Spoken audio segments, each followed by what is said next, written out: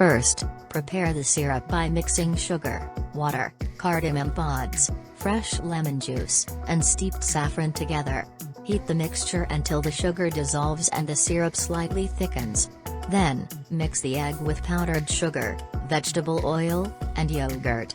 Add flour along with baking powder gradually to the mixture. Then add vanilla extract and butter. Knead well until you have a smooth dough. Divide the dough into 2 parts and roll out one part to the size of a baking tray. Place parchment paper on the bottom of the tray and lay the dough on it.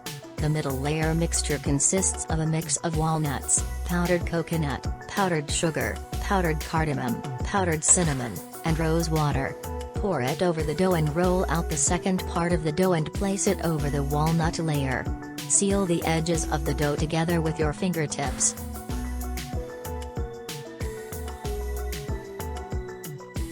Make a diamond pattern on the dough and brush it with a beaten egg yolk and some steeped saffron.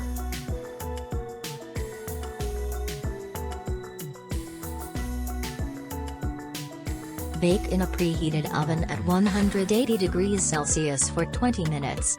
After baking and removing from the oven, cut the baklava into pieces and pour the cooled syrup over the warm baklava so it absorbs. Finally, garnish with powdered pistachios. Enjoy your meal.